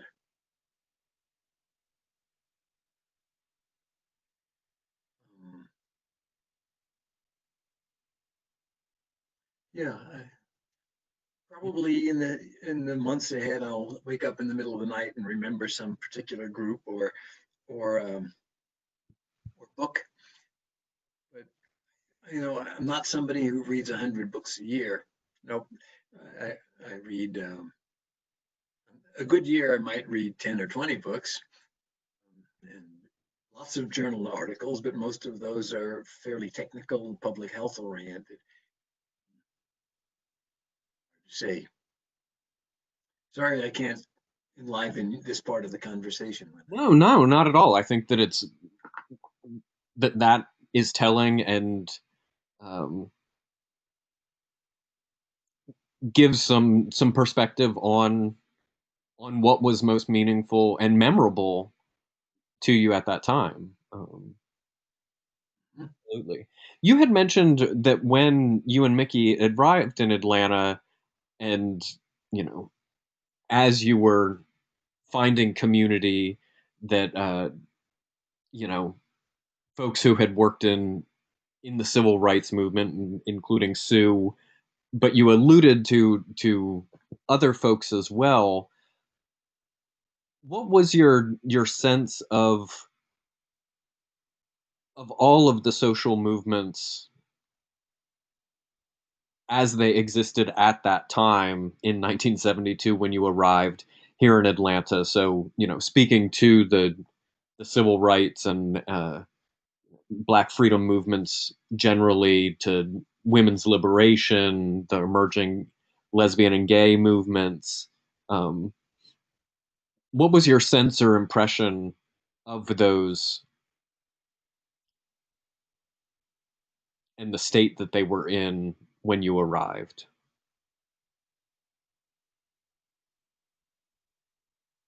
I don't know how to rate them or rank them or even accurately describe them, because not as if I were a free-floating political cultural animal. Those were years in which I had it most of my life, had a fairly demanding job, took my job more seriously than just the hours I put in. I continued to read and think a lot, but wasn't free to dissect the political movements around me. I I think more more what I'm asking is just your general impressions. Like, if we, for context, Atlanta is so noteworthy as the home of Dr. King and a central node of the civil rights movement, and coming from New York in 1972, certainly you would have been aware of that. And I'm just trying to gauge that when you got here, was that something that really was prominent to you, in your impression of the city, or as you're indicating in what you were just saying, that you know I was busy, I had a career, I had family, trying to find my place. um, When I got here, Dr. King was already dead at least 4 years. yes. So I, I was very respectful and admiring of the many things he did. I especially got energy from the courage, intellectual courage he exhibited as he migrated from what I would have thought was a fairly narrow Baptist point of view, conventional religious point of view, to a much more global um, political and economic worldview that probably led to his early death, his assassination. Very respectful of that, but I didn't necessarily see any remnants of it in the local activism. If you had asked me then, I believe I would have shrugged my shoulders and said it's already being co-opted and institutionalized. Mhm. I'm respectful of the King Crypt, of the Ebenezer Baptist Church, of libraries and streets that bear his name. I swim in the swimming pool. When I get back to swimming, I will be swimming in the MLK natatorium down on Hilliard Street, and happy to do so. His picture is over every lap I swim. Um, but I had a um, worldly acceptance of the fact that people like him can easily get co-opted and institutionalized, and it's not enough to just say, "Oh, we had Martin Luther King here. What a great movement!" It's all dynamic, it's all moving, and by the time I arrived, I thought he was becoming fossilized and inadequately appreciated for what he was actually saying, starting with his speech in 1967 that didn't get repeated here. that was too controversial. Right. So it wasn't magic, immutable endowment of the King legacy. No, it was dynamic and it was quickly fading. Now there are commentators who are willing to look back and say, wow, he really was moving in 1966, 67, early 68 toward a whole new viewpoint, which I think was wonderful and courageous and dangerous for him. But I just as with many of the magazines that came and went, um, sorry about this. Yeah, no worries. I have no idea what it is. We'll find out what it is later. Um, I can't give you a glowing answer. I don't mean to say I was cynical. I just was aware that I didn't feel stronger just because I came to the world of Martin Luther King. Great respect for him, and then awareness how easy it is to just get to co-opt what he said and miss the whole point. Right. Um, And in your observations, you didn't see a or observe a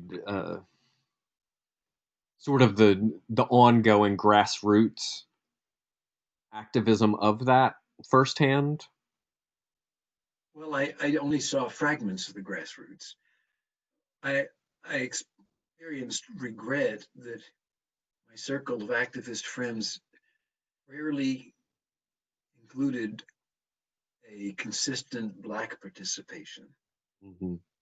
That I was experiencing the role played by white activists. I respect those were good roles. They were not frivolous. They were not trivial. We self-criticized. We criticize ourselves frequently for innate racism, which is hard to cleanse. But I don't think we were at profound fault for that. We did what we could to overcome the constraints of being a white person, especially in the South. Can't say more than that. Yeah, yeah. No, that's fair. So, yeah, I should articulate though my regrets that residential and intellectual segregation in this city goes on right up to the present.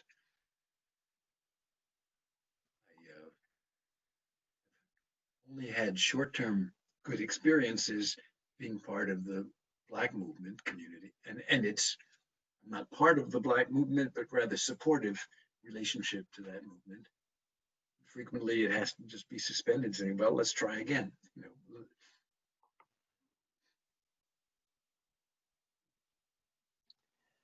And when you became involved with the bird and writing the medical column, and you also had mentioned that you wrote some restaurant reviews, and then of course Mickey was a bit more deeply involved, ultimately even editing and working a lot of the layout. Were you participating in the regular collective meetings? No, I actually wasn't. So while I consider myself a bird veteran, that's a fairly restricted meaning of the word. I was not among the founders in the late 60s. They did some remarkable things, but they did it without me. I wasn't here in 67 and 68. Right. And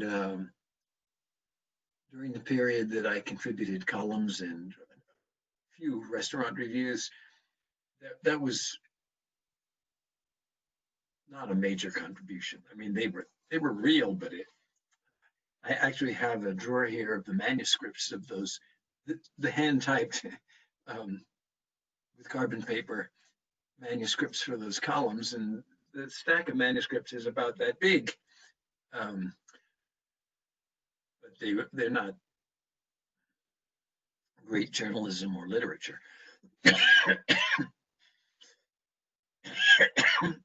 They were limited interval contributions. I rarely went to a Byrd staff meeting.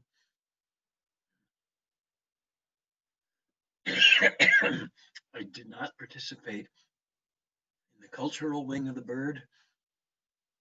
I couldn't tell you, I probably could tell you the name of one or two rock groups that the Byrd covered extensively in their music and stuff, but I bet you I never went to a concert.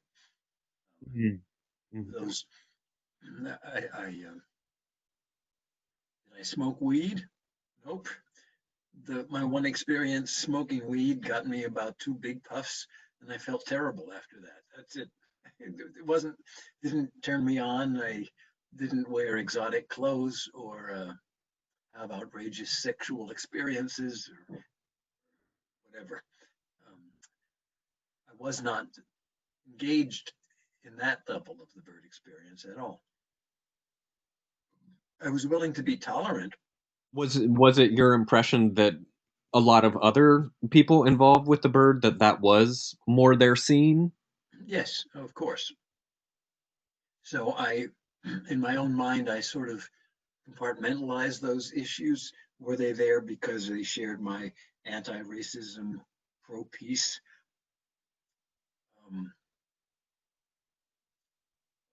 demands, orientation? I was there for that. I didn't consider them the enemy because they preferred psychedelics or certain kind of heavy metal music. No, they weren't the enemy, just that did not speak to me in the same way. How did that make you feel in terms of developing community? Well, it did stratify my allegiances to individuals. I mean, the folks who were there largely because of the psychedelics and the heavy metal music were not the people I mainly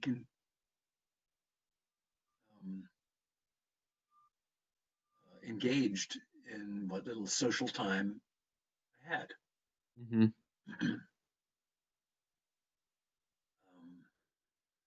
But in some ways, at the time, I must have considered that a limitation or a regret. Not that I wanted to be more into heavy metal or psychedelics, I did not. But I was aware that it was taking away energy from what might have been a more steadfast dedication to peace and racism issues.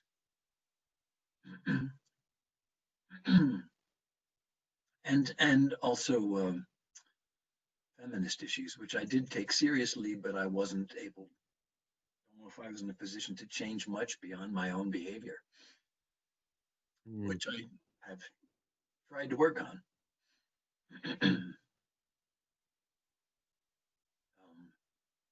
So you raise an interesting question. I'm mindful of the range of countercultural or alternative cultural positions that were expressed within the Byrd. I was not a part of all of them. And right. I would say with every issue of the Byrd, as I leafed through them when they were fresh, and even now when they're 30 years old, 40 years old,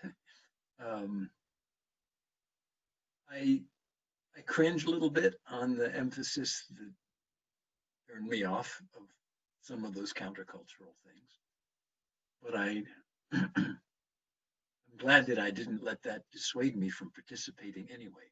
So when I spoke over these months now of my being drawn to the collective of the Byrd, I'm really thinking of the political expression, not to the countercultural alternative lifestyle portions that may have been separate from the racism and pro-peace issues.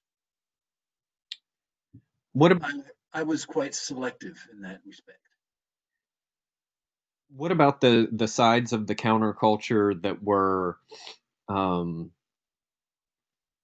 advocating for things like uh, a renewed interest in, bicycling and in uh, natural foods and um, sort of self-sufficient living, gardening, those sort of things. Were you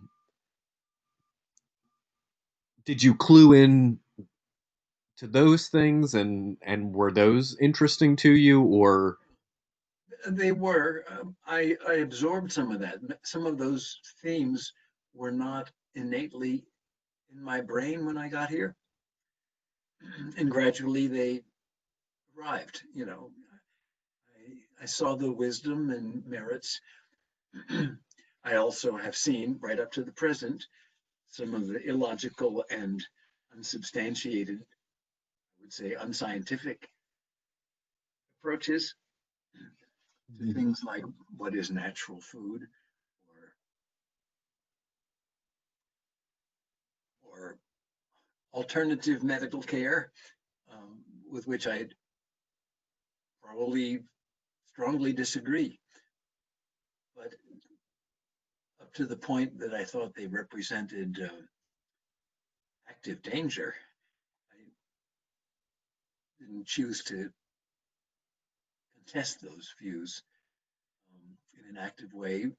I thought they were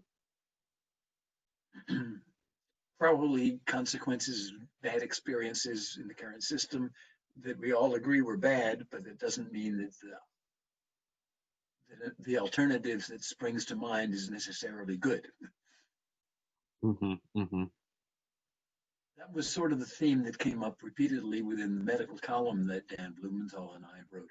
We agreed on what constituted science and good clinical practice, but we didn't wish to dismiss out of hand the alternative remedies. We just tried to make more constructive statements about what you could do without hurting yourself. Right. So let me say, I think I've covered pretty much what I want to share. It's not that I'm holding anything back. I sense the threat of just becoming repetitive, and I don't really want to go that direction. um, Saving your time as well as my own. Thank you for helping me clarify that the bird is a pretty inclusive rubric, the bird culture. And I have not, until this last few minutes, um, addressed the heterogeneity within it, the mix of things that it represented. Mhm. Um, and not all of them got my attention. And most of them, many of them, I just casually dismissed, usually in a non-hostile, non-argumentative way. I just chose not to participate Mhm. in those respects. I That doesn't detract from the great warmth I felt around the column, if you will, if you must, if one must, um, narrow issues of anti-militarism and anti-racism, which I thought were crucial. Always mindful of my peers who got forced into fighting in Vietnam, and some of whom died in the process. Peers who were killed by the Ku Klux Klan. Those strike me as very real, and the solutions, the responses to their catastrophes, their personal catastrophes, could be found within the thinking of the bird. That didn't, in my mind, include heavy rock metal music or psychedelics. It would just have included serious contesting of the cultural debasement that I saw all around me. Most people in the bird did, related to war and racism. So yeah, I should not have allowed myself to add a mystical magic to everything that was the bird. I'm thinking, when I say the bird, I mean the political expressions. When I say the bird as a hook on which I hung my personal life, I refer to political expressions and philosophical themes, not necessarily all of the countercultural behaviors. Right, right. And with that in mind, the heterogeneity of all those people involved with the bird and the perspectives published in the paper, how do you reflect on and remember the relationships among those that you knew uh, personally in the bird, or that you maybe just recall in passing, you know? Yeah, What I dismissed. I was able to get away with dismissing the demands of seeming demands, the implied demands of those who thought the main issues were the heavy metal rock music or the latest new drummer from Macon or something. I just I walked by. I didn't engage with those sides of it. I'm sure there were people who regretted and maybe resented my aloofness from those topics, but nobody required me to be there. Nobody said, you got to be part of this part too. They did not. Nobody ever did. And I had too many other things on my plate to worry about that. I wasn't excluded. Yeah. I didn't feel excluded unless I wanted to be a little paranoid and say, oh, they don't love me. No, I got enough appreciation, enough love. I turned in my articles when I said I would, and I engaged on issues that I thought really were important. Do you recall who you were working most directly with? Like when you say that you would turn in your articles, do you recall who that was, the person that you turned them into, and whether they were then going through some sort of editorial markup? I can't really recall the mechanics very much. There wasn't much editorial, there was no censorship, as I recall it, no editorial polishing. Um, I don't remember any episodes of conflict around any of that. And not even a lot of enthusiastic support either. Sometimes I would check with Dan Blumenthal, did this make sense? But I was asking him for a medical clarification rather than stylistic or grammatical um, improvement. Um, I can't say. Whoever was whoever was free to be at the desk when I turned it in, that's who it was. Okay, that's and yeah, that's what I really was curious of, whether there was, whether you recall that you were interacting specifically with, a certain point person that was managing and corralling all of the articles, or at least specifically those for the medical column, or whether it was more loosely structured of whoever was there to receive it and pass it along. Yeah, I guess the people who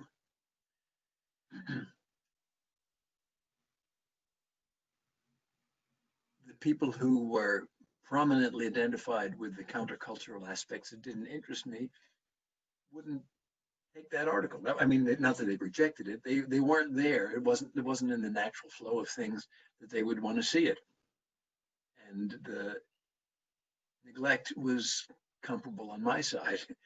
If people were bringing in articles about a rock band review, wouldn't get to my attention either. Um,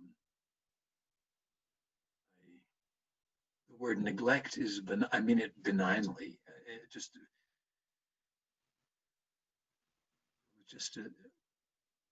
distance. Right. Uh, Interestingly, that still is in play right up to the present. There is the Great Speckled Bird Google group, which is it was an email list that is now can't be Yahoo anymore, so it's now a Google group. And there's still people who are rehashing battles of which was the best band in 1969. Wasn't there? Oh, that was a terrific band of these strange guys from Athens or whatever, meaning Georgia. Yeah. Those people are still prominent in our Google group, and I just brush it off and move on to other things. Right. Right. And the reverse may be true, is true.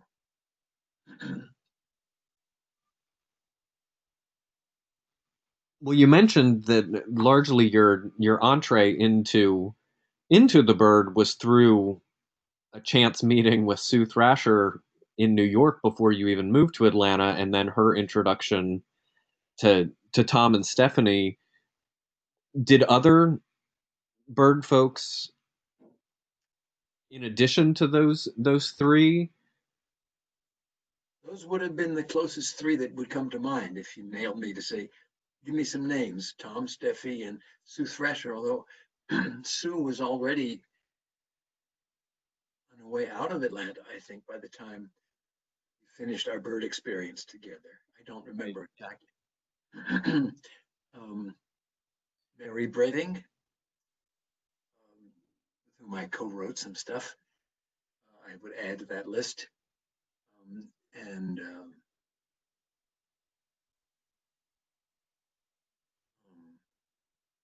having trouble being sure who overlaps with the actual bird and with the, otherwise in my subsequent activity in the years right after the bird. But Well, that would be fine too, to include them just to get a sense of the the personal relationships and the overlaps and particularly the continuity of relationships beyond when the bird uh, when it ceased publication. I would throw in Mary Britting's partner at that time was Ralph Green. Terry Weber, who arrived a little bit after me, but became active right away. His eventual partner was Dinky Romilly, but she was never really on the bird. She arrived right after the bird.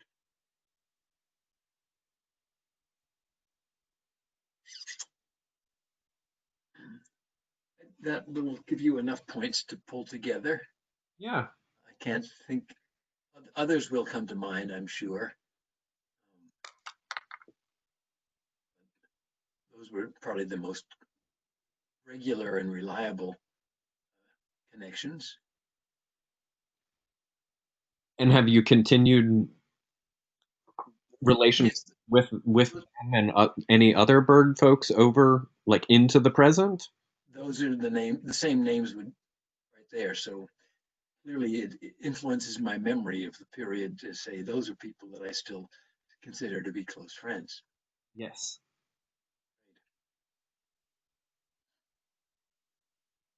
And you've mentioned uh, some of your involvement, politics, activism in your later life, including some if I recall correctly, some weekly anti-war protest vigils, um, and of course, participation um, in through like the marching abominable that has a political tenor to it. Um, It did have a political tenor to it, regrettably. That's a subject of contemporary, modern regrets on my part. The current structure of the band rejects political activism. mm, We've become a rather conventional group in that sense. But that's another story, and see where it winds up after the pandemic. Um, I can't comment about that. But, But so these your activism in subsequent years, did there continue to be overlaps with folks from the bird in those engagements? yes, some of those same people, but of course many others came in. I'd say the only way I could respond positively to that query is people that I met later, possibly through the Quaker peace movement, possibly through Women's for Alternative New Directions, WAND movement. My relationship to them was somehow sanctified by the fact that they were bird readers, even if they weren't bird writers in the years before. That was sufficient to cement loyalty between me and them. Ah, that's fascinating. Yeah. In fact, very recently, in my connection with the Metropolitan Atlanta Democratic Socialists of America, DSA, Hmm. Democratic Socialists of America, I met at a meeting. I was speaking at one of their meetings, just a short talk, giving an update on universal health care issues. And this young woman showed up with a T-shirt of the Great Speckled Bird that I could date the T-shirt to 30 years before. She wasn't old enough to know that, But when I asked her, "Tell me where you got that T-shirt," she said, "Oh, my mother used to tell me about the bird because my mother used to read the bird, and she's now become a very prominent, constructive activist within the Metropolitan Atlanta DSA chapter, and I feel connected to her, even though she's less than half my age." But that she was wearing a bird T-shirt that her mother had given her. Oh, that's fun. you know, so there's the continuity with which I really would like to wrap up this point. Um, that's a wonderful little example of what happens in Atlanta. So this young woman who possibly never saw the original bird. If she did, she was a toddler at the time. And probably hasn't bothered to look at any of the GSU recordings so far or the GSU online PDFs of all the pages of the Great Speckled Bird. But she has become a consistent, thoughtful, younger generation activist within the DSA and somehow her mom was a bird reader. Her mom cared about the bird enough to have a bird T-shirt, and this young woman remembered that story. I don't think I've even met her mom.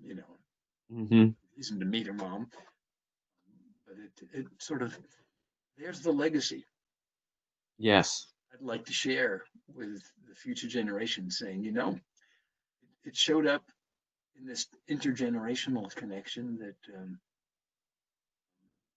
probably nobody else in the room, but I was speaking in a meeting room of an audience of maybe 25 people, she was sitting near the front and I saw her T-shirt and asked her about this afterwards. I noticed nobody else was even listening to our conversation. They didn't know, I believe, what the bird was, but through my recognition of the T-shirt and her knowledge of her mother's being a reader was very useful. Yeah. Yeah. Meaningful, let me put it that way, meaningful and informative. These things carry a message from one decade to the next. Yeah. And an opportunity or a point of convergence and connection. So how would you how do you think about how the bird affected, if at all, your life and work in subsequent years after those experiences?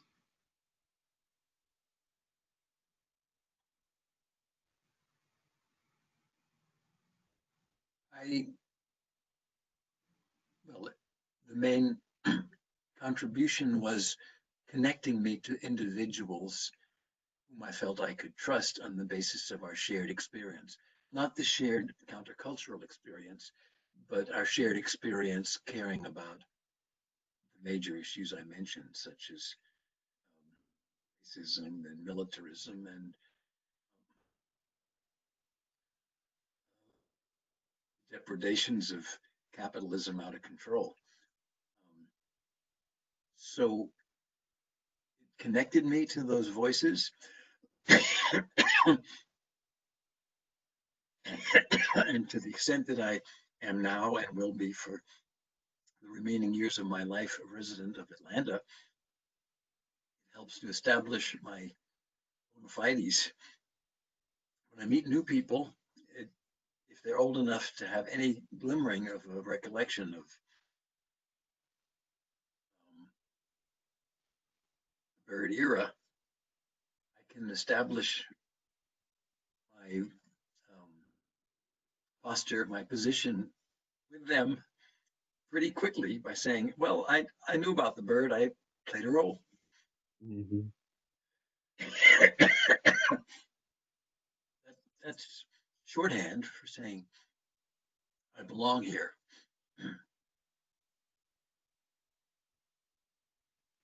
Right. It's symbolic. At this point, it doesn't contribute any new substance. But, I cherish the small number of people that I still remember from that period. Mm-hmm. I have many more friends that I've made since then. Some of them found it easier to connect to me because of the shared Byrd connection, or I found it easier to connect to them because of the shared Byrd connection.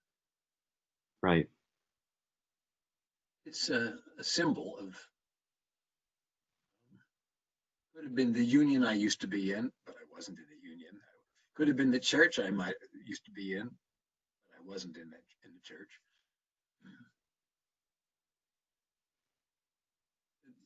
It's an institutional hook. Mm-hmm. Mm-hmm. Provides comfort. At the moment, not much substance, but that's okay. I have lots of other sources of support.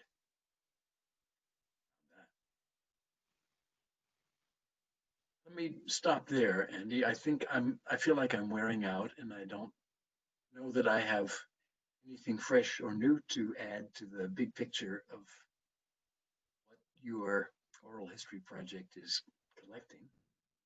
Yeah. If you'll allow me to ask one final question that I'd like to capture, and it can be brief. But what are some of the most meaningful, important, and ideals that you hold contemporarily?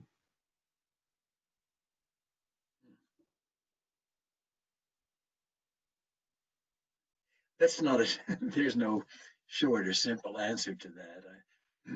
The contemporary scene is so dominated by the climate crisis, the infectious disease crisis, and the collapse of social support around the world. It should have been the business of government and social structures that are failing.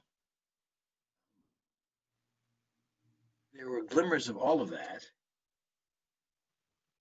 back in the 60s and 70s, but now they're all front and center and potentially devastating. So I can say when confronting these issues right now in the current era, the climate crisis, the threats of war, threats of racist conflict or imperialist, colonialist kind of behavior among nation states, I can say to myself, we faced this before. It may be more devastating now because we have worse weaponry, we have worse industrialization patterns, and possibly we have worse leadership in nation states. now, for the first time in 75 or 80 years, outrageously criminal conduct of our current leadership crop rivals what we had in the axis of World War II. And possibly worse. We'll see.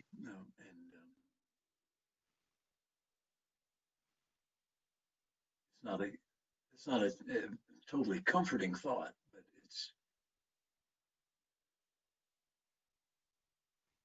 those are the thoughts that dominate my current concerns. Yes. No, thank you for that. And thank you for your extreme generosity with all of your time and memories and insights over these three sessions that we've conducted. I've really enjoyed it, and I appreciate. Yeah. I'm sorry we had an 8-month gap here, or something like that. Yeah. But I'm glad we picked up again, and I hope you aren't faced with too many editing dilemmas to try to put it together and make it coherent. But if it isn't, that's life. Life isn't always coherent and certainly not linear.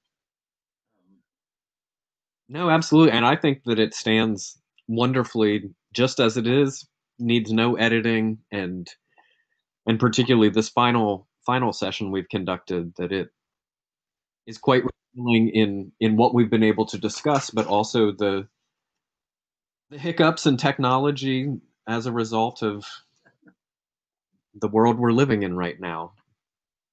Future historians will find that noteworthy. Right. Let's raise a toast to the existence of those future historians. I choose to believe that they will be there. Yes, me too. Cheers to them. Okay. Thank you so much.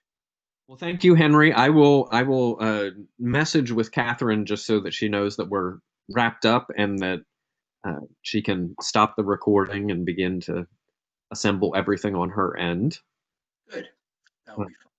And I will respond to her promptly with whatever signatures she needs. Fantastic. Again, thank you. And like we said before we started the interview, if at some point you have any addendums you want to add or corrections, just more to talk about, please reach out to us. I feel welcome to do that. Good. Thanks. Excellent. Thank you, Henry. Take really good care. You too. And be safe. Be healthy. Bye. Bye-bye.